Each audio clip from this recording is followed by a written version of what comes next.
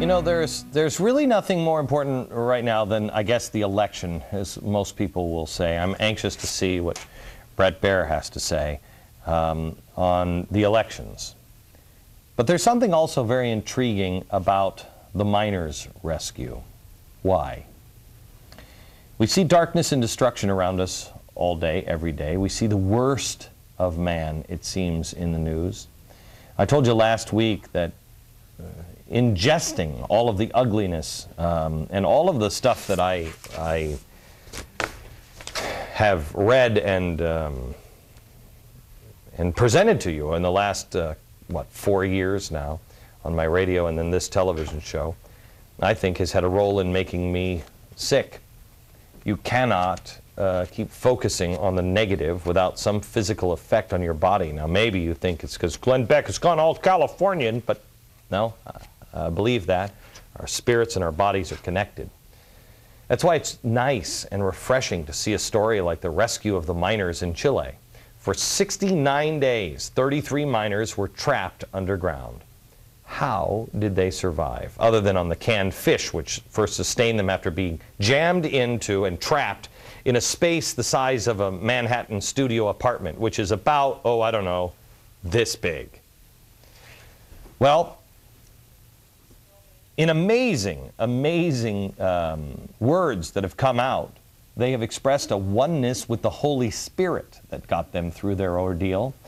On day 26 after the collapse, miner Mario Sepulveda said, quote, "We are 33 miners walking hand in hand with God." The youngest of the miners, Jimmy Sanchez, wrote, quote, "Down here, there are actually 34 of us because God never left our side." Their saga, their incredible hope, their incredible courage, and their faith has resonated with the people of America and has resonated with the people in Chile, 87% of whom are Christian. How would their story be perceived here if it happened here? Would they be mocked or ridiculed? I don't think so. Would they be asked not to talk so openly about their faith? Again, I don't think so. Would we embrace and accept this as a miracle? I do think so. But the media wouldn't understand it. What kind of country are we? What have we become? What do we really believe? Are we the people that we were after September 11th? Or are we the kind of people that are just living just oblivious to what is right around the corner, what may already be in the air? This is the question you have to ask yourself. What is inside of me? Maybe we should work on getting it out if it's darkness and bringing it out if it's light. If you have darkness inside, it either feeds or drives you. But it won't be just you, it'll be the next generation as well. I don't remember who said it, but it's a fantastic quote. One generation will tolerate something, but the next generation will embrace it. I want to show you a clip from the 828 documentary that we have made available at glennbeck.com. Can you show this? This is such an amazing scene. This documentary is so incredible. There's the scene, and it's the father talking about why he was there, and he said, "I have to bring my kids." But I want you to watch the child next to him in the blue shirt. Watch his eyes as he's talking. His father starts to say, "But I had to bring my kids here because they have to know what America is all about." Watch his eyes as he begins to look up at his father. As I saw this, I realized our kids are watching us. Our kids are watching. They're learning from us right now. Whatever it is we tolerate, they will embrace and tolerate a lower bar. It can be good or bad, but they are watching us. So ask yourself, what example are you setting? What is the poison inside of you? What is the thing that you are tolerating? Keep in mind another phrase that has great meaning. That which you gaze upon, you will become. What is it we are gazing upon? What is it that we're watching every day? What is it that we're feeding ourselves every day? Are we gazing upon monsters, both actual and metaphorical? We spend all of our time gazing on stories like this horrible neighbor that I talked about earlier, and almost no time gazing on miracles like the Chilean miners. We and our children must gaze upon these things. We must be better than we are currently, stronger than we are. Life isn't easy, and I got news for you, gang. It's only going to get tougher. You're in your boot camp now. Boot camp is designed to make us stronger. As life gets tougher, at least for a while, we have to be better than we are today. We are going to be sorely tested, but we will make it. And beyond that, it is my hope that you will be a guide or a help to someone else because you're ready. When that test comes, we're either going to go into a cave and deny that there's a problem, or we're going to put our hard hat on and we're going into that mine and find the very best in us. We will come out victorious. We will come out better. We will come out stronger. And we will come out united. Which will it be? It's up to you. Back in a minute. So Ben Stein, my good friend, is with me because I'm in his hometown. So I thought Ben would, and I see you. This is from Taco Bell. We have burritos. I don't know what kind they are, but I'm going to look inside.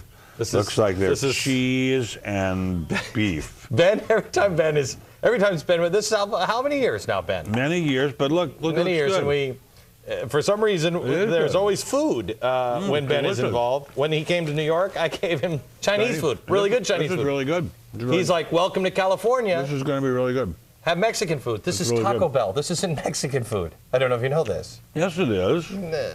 Not really. Well, we consider it Mexican food here in L.A. Really? This is as good as the Mexican food gets in L.A. No, it's darn good. It's really tasty. You wrote an editorial on yum. on business. And you're saying that Obama's killing business. Well, I'm saying that the oxygen tube for America, the American economy, is business, small business in particular. And they're like hunted prey in the Obama world. I mean, let's be honest, the Bush administration made terrible mistakes too. They started out the recession. But we're looking to Obama to fix it, and what he's doing is saying to the businessman, we're going to attack you with Obamacare mandates, we're going to attack you with cap and trade, we're going to attack you with higher taxes on capital gains and higher taxes on successful businessmen. Anytime you poke your head up, we're going to shoot at it. And now he's got this attack on the Chamber of Commerce. I've never seen anything like this. My dad was a member of the Chamber of Commerce. It's not. You would think that being a member of the Chamber of Commerce was like being a member of Al Qaeda, as far as this administration is concerned. When did that happen? I don't know, but I think Mr. Obama just has a lot of naive ideas, and one of them is that you could sort of beat business to a pulp, and that will somehow encourage them to do better. There's a famous French saying that it's like how like the English to shoot one admiral to encourage the others after a very famous incident. Do you really think that's what's happening? I think he's trying to beat them into some. It is good, isn't it? So you're eating too. No, it's just better than this because I think you're going down the road that you think he's naive. No, I don't think he's naive. I think he's very angry. I think he's a very angry guy, and he's angry at businessmen. He's jealous of their success. I think he's a very angry guy. Really? I don't think so. I think he actually.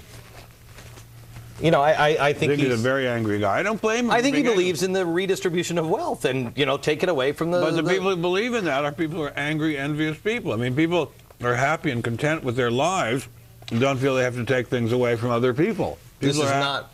Taco Bell is not Mexican food. It is. It's delicious, too. No, it's good American food. No, it's Taco Bell. That's what we consider the essence of Mexican food. But do they have Taco Bells in Mexico? I don't know. I have been to Mexico. I've not seen any, but I've been to Mexico many times. But if a redistributionist, by definition, is a person who thinks you should take things away from other people, that means by definition he's probably not that happy a person. These are not very happy people. I mean, Mr. Obama grew up in very difficult circumstances. He's not a very happy person. All right, hang on just a second. Back in just a second. So Ben Stein is back. He's trying to convince me that Taco Bell is... It is. It's really good. No, so this is not Californian. Anyway. It's Mexican good. He's got a book out, a little book of bulletproof investing, and he was talking a little bit before we went into the break about, you know, all the things that are happening on small business. But Ben, let me ask you this: what does a small businessman do? I think they do what they're doing, which is, and big businesses too. They acquire as much liquidity as they can, as much cash as they can, and they keep their heads down. Otherwise, government shoots it off. I mean, it's a real big problem. But if you do that, then we never get out of this cycle. That is the problem. Look, I don't think we would have ever gotten out of the cycle of the Great Depression were it not for full rearmament for World War II. Yeah. We still had 15% unemployment on the eve of Pearl Harbor. But you remember what FDR did? Because business did the same thing that they're doing now. He they had kept their undistributed profits tax, and I think something you think something like that could be coming, and I think something like that could be coming too. Somehow, Mr. Obama has got to learn that you cannot shoot one businessman to encourage the others. You have to be friends with business. America's business is business. That's what Calvin Coolidge said, and it's true. Got to be friendly to the businessmen. You can regulate them, treat them like grown-ups, but you've got to be friendly to them. You cannot treat them as if they're the enemy. This is Ben Stein saying, "Welcome to California with Taco Bell." With Taco Bell. Ben, as nice always, to see you. Good to see you. Thank you. Back in a minute. Thank you very much. Enjoy it. Whoops. Sorry. On tomorrow's program, Fabian socialists and progressives in California. We've done our little homework on the progressive movement in California. You'll be surprised at what we found. And on Friday, Let There Be Stuff. Do you remember that video, the story of stuff that the Tides Foundation made? Now they've made one on God. That's on Friday's show. You don't want to miss this episode. From Los Angeles, good night, America.